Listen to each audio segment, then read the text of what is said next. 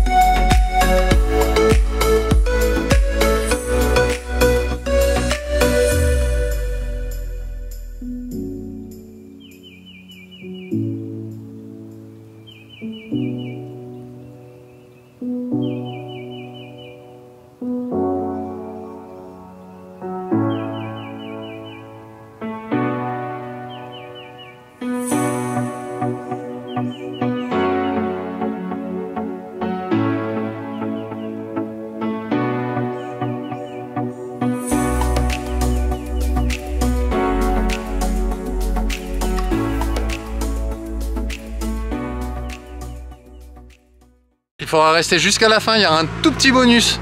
C'est pour les possesseurs de Camaro seulement, mais faut le savoir. C'est un truc qui peut-être te sauvera la vie un jour, tu ne sais pas.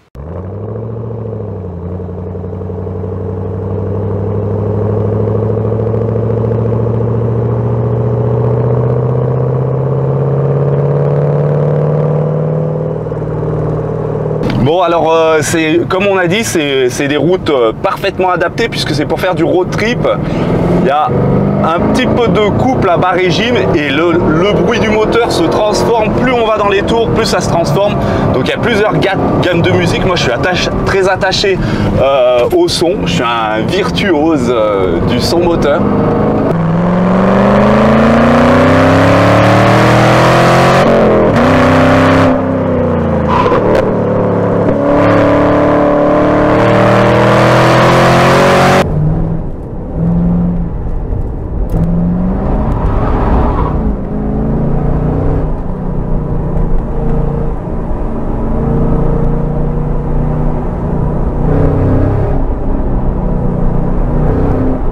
On a le Mont Blanc, bon il est dans les nuages aujourd'hui, on n'a pas trop de chance, mais habituellement on a une vue panoramique ici, c'est sublime.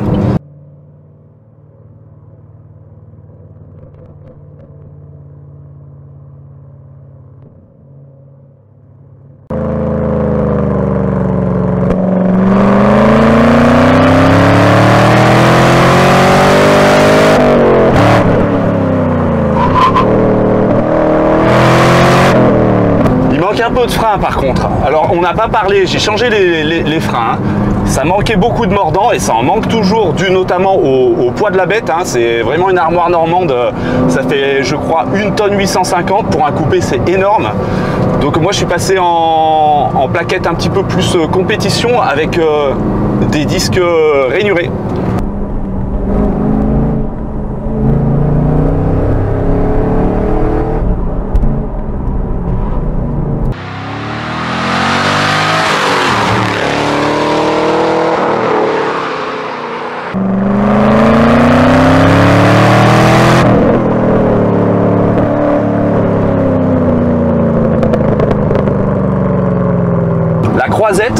Alors ici, c'est là que tout se passe au niveau du cinéma notamment. Il y a le Festival de Cannes. Festival de Cannes. Festival de Cannes, effectivement. En même temps, avec une voiture comme ça, t'as vite fait de changer de département. Bon, en tout cas, j'espère que vous apprécierez le son dans les vidéos. On fait tout pour que ça soit le plus fidèle possible à la réalité et croyez-moi, ça en met plein les oreilles, plein les yeux. On a des routes magnifiques ici en Haute-Savoie.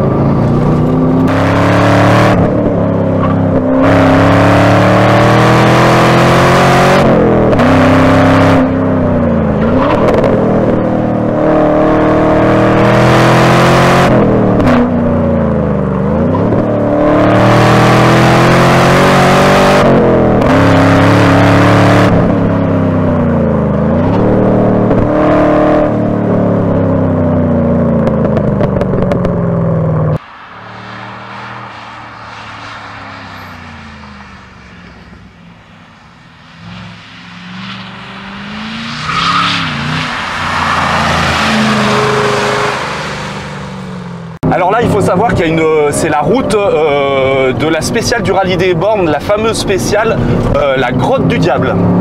Donc une route assez serrée, assez bosselée, plutôt pour des voitures de rallye. Là, on est un peu hors contexte, là, on est un peu décalé.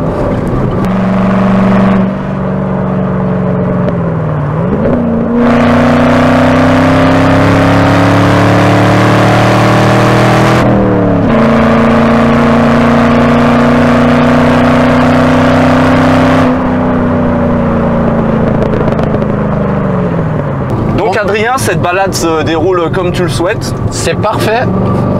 C'est parfait. J'espère qu'en tout cas, nos chers amis auront plaisir à voir un petit peu ce que ça donne le charme à l'américaine.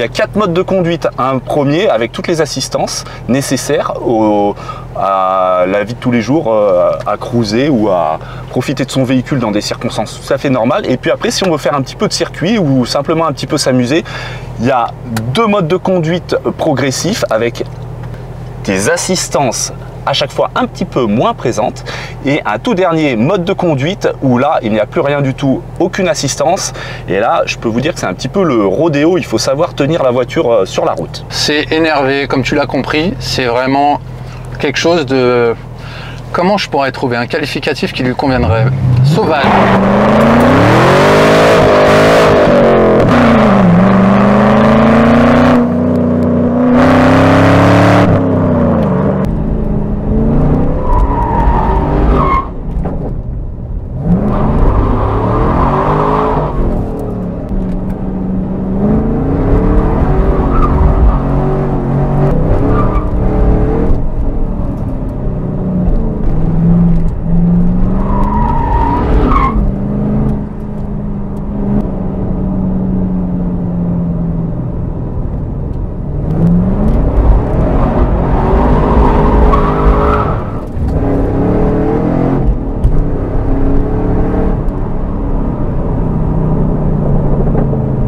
Sauvage.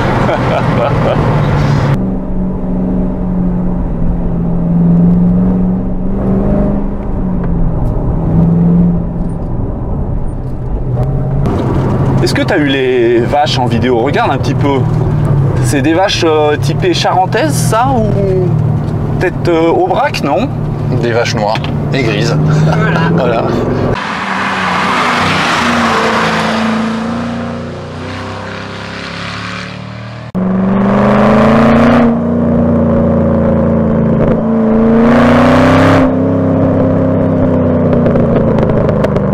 T'entends les petits claquements là à la décélération finalement. Il y a des petits claquements qui se font à cause ou grâce au gaz brûlé finalement. Yep. Écoute ça.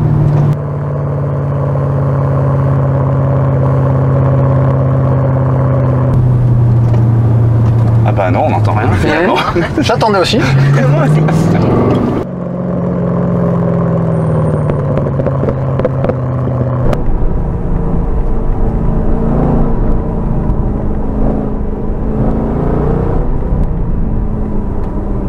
Bon Adrien, alors il faut dire que c'est une voiture qui a maintenant plus de 10 ans, qui était relativement bien équipée. On peut parler un petit peu d'équipement? Bien sûr, ce serait même bien. Voilà, il y a l'affichage tête haute. Moi j'ai choisi la boîte manuelle parce que je trouve que c'est plus sympa à la conduite.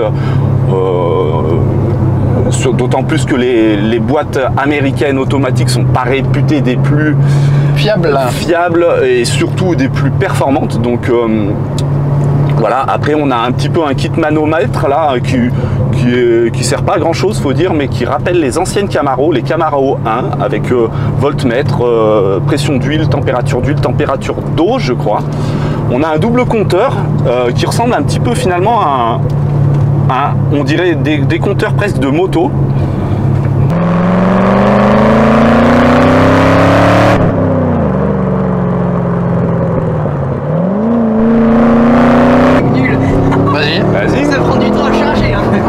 C'est clair. Ça prend du temps à charger. Mais ça prend du temps à charger, effectivement, parce qu'il n'y a pas de turbo.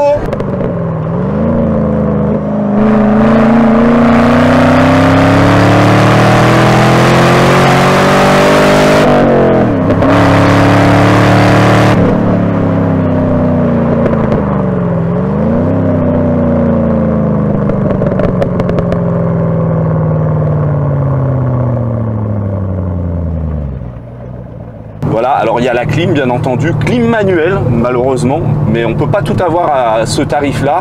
Il manque aussi un écran GPS, voilà, et puis le reste on a quand même des sièges plutôt confortables, chauffants, tout cuir. On est bien assis en tout cas, c'est clair que le confort n'a pas été oublié parce que sincèrement ils sont effectivement très confortables. Donc un système 8 haut-parleurs, le seul souci c'est qu'il n'y a qu'une seule musique qu'on peut passer. Je peux peut-être me permettre de vous mettre la musique. Je t'en prie.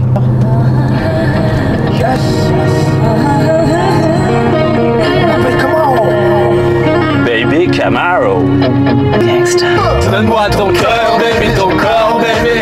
Donne-moi ton bon vieux funk, ton rock, baby, ta soul, baby. Après, il y a les droits et compagnie, donc il faut se méfier. T'es obligé de couper, de pas mettre. Ouais, on mettra une musique en allemand. Ouais.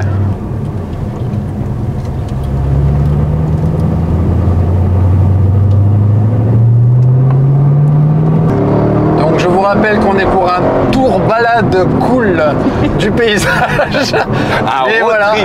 Un road trip. Et effectivement, on l'aura compris, cette voiture ne demande qu'à être sollicitée et effectivement Mathieu à s'exprimer. C'est vraiment un régal.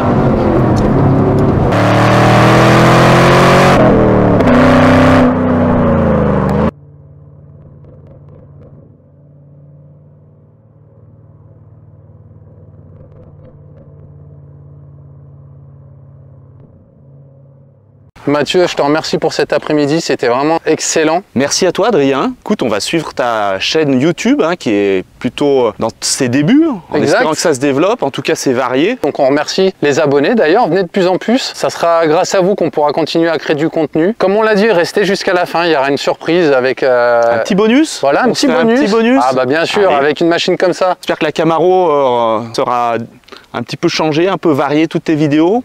Moi j'ai vu la Mégane RS, j'ai vu les rallyes, le 4x4. C'est un petit peu, disons, un peu plus esprit GT, un peu plus...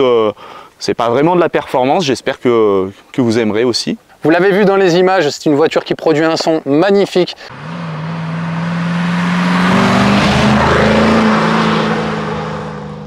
Qui sert à cruiser, qui sert effectivement à faire de la conduite sportive comme on l'entend au sens propre du terme. C'était vraiment super agréable. N'hésitez pas à aller sur l'Instagram de Mathieu si tu peux nous le rappeler, même si on le verra dans les images. French Alp Driver. French Alp Driver. French Alp Driver. French Alp Driver.